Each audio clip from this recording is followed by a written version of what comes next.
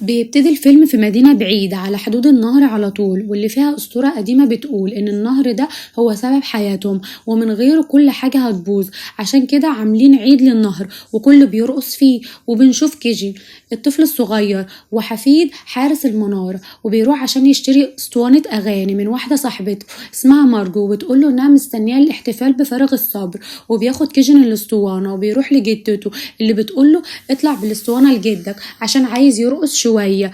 وفعلا بيطلع بها لجده اللي كان أحسن واحد بيرقص كل سنة في عيد النهر، وبيقول لكيجن تعال نشغل الأغاني ونرقص شوية. وبعد شوية بيقول لجده بس كده كفاية، الواحد عاجز برضه ولازم يفضل مستعد عشان يولع نور الفنار في الوقت الصح كل يوم. بيسأله كيجن عن الأسطورة الناس بتحكيها، بيقوله جده إن النهر ده موجود عشان نور الفنار بيوصل لقرون غزالة سحرية، ودي بتوصل المية للنهر، ومن غير نور الفنار مياه النهر هتجف. ده غير ان في صياد شرير واقف طول النهار في النهر ومستنى في اليوم الفنار مش هتشتغل فيه. وبيقول لكيجن لجده سيب الخرافات اللي انت عايش فيها دي، الفنار ده محطوط بس عشان المراكب ما تخبطش في بعض.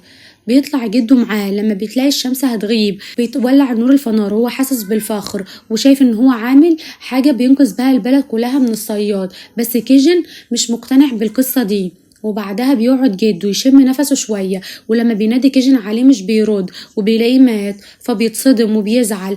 ده مش كان بس جده، ده اكتر حد بيحبه في الدنيا. وبيدفن جده وتتجمع المدينة كلها عشان تودعه، وكله بيرقص رقصة النهر اللي كان جده مشهور بيها ودايما بيرقصها. وبيتفاجئ كيجن لما بيلاقي اهل القرية بيدوله القبعة بتاعت جده وبيقولوا انت جدك حافظ على المدينة كلها ومفيش يوم اتأخر فيه على الفنار، عشان كده انت احسن واحد تحمل الفنار بعده. بياخد كيجن القبعة وبيروح الفنار وبيفضل يفتكر كلام جده، بس بيقول لنفسه الحاج كده شكله كان بيخرف ولا في صياد ولا حاجة، نهر ايه اللي بيجي من قرن غزال سحري؟ ولما بيجي وقت الغروب مش بيولع الفنار وبيقول زي ما تيجي تيجي، انا مش فاضي كل يوم اولع الفنار ده. بس هنا بتحصل الصدمة، بيكون فعلا في صياد واقف في نص النهر، اما بيشوف نور الفنار ما اشتغلش بيعرف ان دي علامة، وبيبدأ يروح ناحية المدينة من غير ما حد ياخد باله. ما هو محدش شايف حاجة بقى. تاني يوم بيروح كيجن لمارجو وبيلاقي خد الاسطوانة دي مش عايزة احتفل، ودي اسطوانة وشها فقر. الحاج رقص عليها دقيقتين وما قامش من بعدها تاني. بس في الطريق بيقابل مايا وبيبان انها بتحبه وبتفضل تعزيه عشان جده مات، فبتقول له مارجو انت شكله كده متضايق، ما هو جدك لسه ميت فاكيد متضايق. فبتجيب له شويه حلويات وبتقول له دول اكيد هيخلوا مزاجك احلى.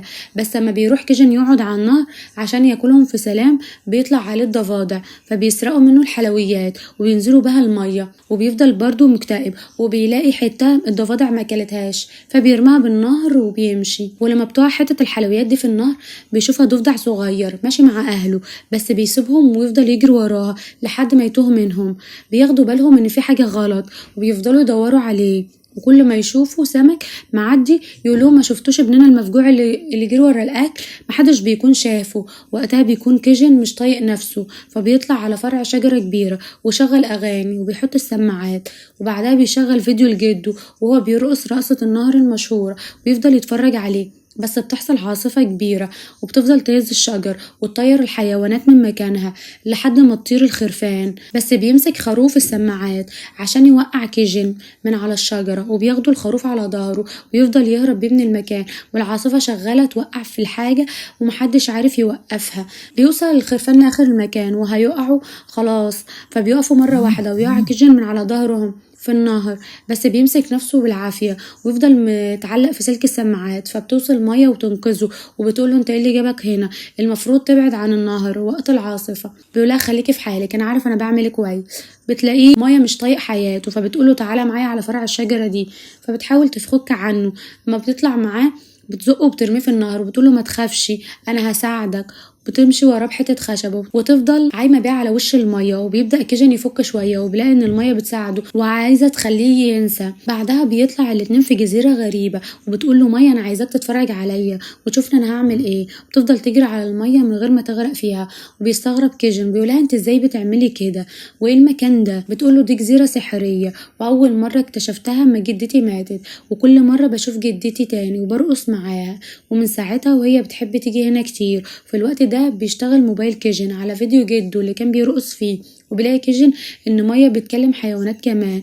لما بيشوف هي بتكلم مين، بتكلم الغزالة السحرية اللي شكلها غريب، وبيقول كيجن نهار اسود، ده كلام جده طلع صح، انا نسيت اشغل الفنار من امبارح. بيخاف يقول كده لاي حد، وبيعمل نفسه مصدوم، وبتجمع كل الغزلان ويعملوا صف كبير ويفضلوا يرقصوا رقصة النهر.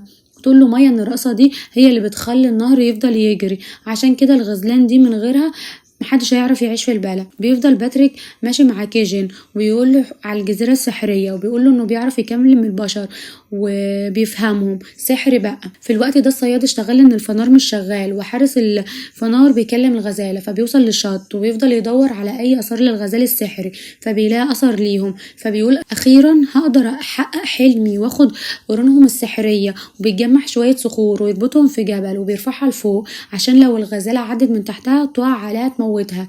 وبيعمل كام فخ كده عشان يبقى مستعد لأي غزالة تعدي، وبيقعد مستني اللي هيحصل. وفي الوقت ده بيكون باتريك ماشي مع كيجن وبيقول له انت عارف ان احنا بنلعب كرة كمان زيكم، وبياخده معاهم يلعب كورة، وبيقول له عايزك تتفرج، ايه رأيك؟ بيشوف كيجن الغزالة عمالة تجري وبتجيب اجوان، وبيكون في اتنين بيلعبوا في عنف شوية لحد ما قرونهم بتشبك في بعض ومش بيعرفوا يفكوها. فبيقول باقي الغزلان خلاص كده اللعب باظ، بس بيقولهم باتريك لا مفيش الكلام ده، امال كيجن بيعمل ايه؟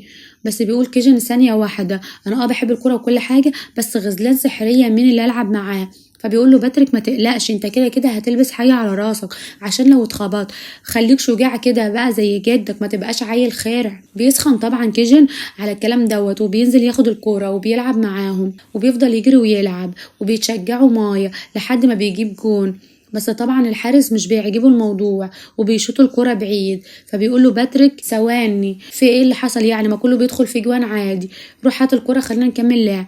بيقول لهم كيجن لا خلاص انا هروح اجيبها. بيفضل يجري وراه لحد ما بيلاقيها دخلت في فنار كبير كده وقديم. لما بيدخل كيجن الفنار ده بيلاقي جوه اشكال كتير عامله زي قرون الغزلان ديت، وكله بينا، والمكان باين عليه مكان جامد. بيشوف حد بقى ماشي في نص الضلمه، ولما بيطلع له بيكون الصياد اللي بيقول له قد ايه انت طفل عظيم وسبت نور الفنار مطفي عشان اعرف ادخل المكان. فبيقول له انت عيل غبي، ما انتش فاهم ان الفنار ده مهم ازاي، الفنار ده بوابة بين عالم النور وعالم الشر، انت كده فتحت البوابة دي. فبيقول له الصياد تعالى موريك عالم الشر ده عامل ازاي. بيقول له الصراحة كده انا جدي قال لي انت مش تمام، وانت شكلك مش تمام اصلا. فبيقول له الصياد انت حر، انا كده كده انا قربت اوصل وهنشوف ساعتها هعمل فيك ايه. بيفوق كيجن لما بيسمع صوت باتريك بينادي عليه، وبيلاقي نفسه لسه في الفنار، وكل ده كان تخيلات. لما بيطلع بيقول له باتريك ايه اللي عطلك كل ده؟ بيقول له لا مفيش، المكان جوه ضلمه. بيقول له باتريك انا ما كنتش عايزك تدخل لان ده فنار سحري، اي حد يدخله بيشوف فيه اكبر مخاوفه، عشان كده انت وشك طالع ضارب الوان. بيحاول كيجن يقوله الحقيقه وانه نسي يشغل نور الفنار، بس بتوصل مايا وبتقول له ما انتش عايز تشوف جدك، فبتروح معاها هي وباتريك وبيودوا البوابه اللي بين الاحياء والاموات. وبيسالوا كيجن الحارس عن جده، فبيقول له لسه معدي من هنا وكان بيرقص، وقال لك ان انت هتاخد بالك من الفنار من بعده. فبيحاول يتخيل جده هو واقف مع مايا. بيوصل الصياد عشان يفضل يطاردهم، هو عايز ياخد روم باتريك اللي بيعرف يجري منه بأقصى سرعته، بس بيمسك الصياد غزال تاني وبيقول له ما تقلقش انا مش هأذيك، انا هستنى بس باتريك يرجع عشان يعمل نفسه قائد بقى ويحاول ينقذك وانا هصطاده. بيرجع باتريك عشان يواجه الصياد، بيفضل يجري منه لحد ما يحرر الغزال التاني. ولما بيلاقي الصياد مفيش فايدة بيمسك كيجن وبيقول لباتريك انا مش عايز كلام كتير، يا تديني قرونك يا هقتل كيجن، انت وضميرك بقى واختار بسرعه عشان انا خلاص اتخنقت. بيقرر باتريك انه ما ينفعش يضحي بحارس الفنار، وبيقول للصياد انا بستسلم، بس انا عايز اعرف انت عايز قروني ليه. فبيقول له الصياد ان بالقرون دي هقدر افتح البوابه ويعدي الظلام والشر للعالم بتاعه، والنهر هيجف وهيقدر يعدي في اي وقت عايزه. يروح باتريك بقى للفخ برجله وبيمسكه الصياد. لما بيحاول باتريك يقاوم ويدافع عن نفسه مش بيقدر، بيقع كيجن من فوق الشجره، بيقع عليه غصن شجره وبيغمى عليه. وبيقوم كيجن عشان يشوف اللي حصل في القريه، وبيلاقي المكان كله بقى ضلمه والنهر بيجف، فبيجري على النهر عشان يقابل حارس البوابه وبيساله ازاي اقدر اصلح اللي حصل حصل ده؟ عشان كل ده غلطتي لما ما صدقتش جدي. وبيقول له الحارس شايف الصياد اللي ماشي في نص المية ده بالقارب ده ومعاه قرون باتريك اللي قتله؟ لازم القرون دي تقع في المية عشان النهر يرجع تاني. بيفضل كيجن يفكر ازاي يوقع القرون لحد ما يفتكر لعبة الكرة اللي لعبها مع الغزلان عشان يجيب حتة خشبة كأنها مضرب، وبيضرب كرة على القارب بتاع الصياد وبتيجي في القرون اللي بتقع من الصياد. وبيقول كيجن لحارس البوابة قول بسرعة لسمك يغير اتجاه المية عشان الصياد ما يعرفش يهرب. وبينزل كيجن المية عشان يفضل السمك يساعده لحد ما يوصل للقارب، وبيلاقي قرون مربوطة فبيفضل يفكها، والصياد متعلق في القارب وعايز يوصل، بس بيقدر كيجن يفك القرون ويسيبها تقع في المية. وبيرجع النهر كده تاني من جديد والمية بتفضل تزيد ويطلع النور من وسط الضلمة عشان يختفي الصياد من المكان. وبيستخدم كيجن الأسماك اللي ساعدته لحد ما رجع للبر تاني، وهناك بيلاقي مايا وحارس النهر مستنيينه، وبيقولوا الحارس ان من النهارده يقدر يعتبر كيجن حارس الفنار، وبيحذروا ان الصياد هيفضل دايما موجود ومستني الفرصة عشان يطلع تاني. فبيقول له كيجن ما تقلقش انا هحمي المدينة طول ما انا عايش. وبيروح بعدها كيجن لماي بعد ما لقى الضفدع اللي كان ضايع من اهله في اول الفيلم، فبيرجعوا لاهله تاني، وهناك كل الضفادع بترقص وبتغني. وبيقولوا لباقي السمك تعرف ازاي مايا بتعرف تمشي على المية؟ عشان احنا بنشيلها على ظهرنا، ولا سحر ولا شعوذة، هي بس اللي كانت بتساعد عليك عشان انت مغفل. وبعدها كده بيروح كيجن ومايا مملكة الغزلان اللي بيكونوا في حالة حداد وزعلانين على قائدهم باتريك اللي ضحى بنفسه عشان ينقذ كيجن. وبعد ما كله بيرقص رقصة النهر ويودعوا باتريك، بيجي الوقت اللي لازم يختاروا فيه قائد جديد ليهم. بيقع الاختيار على بني غزال مهزأ فيهم اللي ما كانش عنده قرون اصلا، بس قرونه كبرت في وقت قليل. وبيقول بني الكيجن بقول لك ايه، انا عايزك تركز في الفنار ده عشان انا الله حكايتي بقى، ولو الصياد ده دخلنا تاني انا مش هعرف اعمل معاه حاجه. عشان يوعدهم كيجن انه هيفضل ياخد باله من المدينه والفنار لحد ما يموت، وبيتفق معاهم انه هيلعب معاهم كل شويه.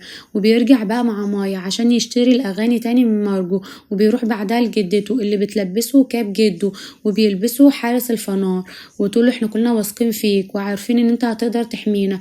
وبيطلع كيجن عشان يشغل نور الفنار وبيشوف جده طالع وبيقول له انا فخور بيك وعارف ان انت قد المسؤوليه. وبيوصل يوم الاحتفال عشان كل البلد تفضل تغني وترقص بعد المدينه ما بقت بعيده عن اي خطر، وانتصر النور على الشر بفضل الفنار اللي قادر انه يحمي المدينه. وكده بقى بيخلص فيلمنا. اتمنى ان انتوا تكونوا استمتعتوا، ما تنسوش تعملوا لايك وشير وسبسكرايب للقناه عشان يوصلكوا كل جديد.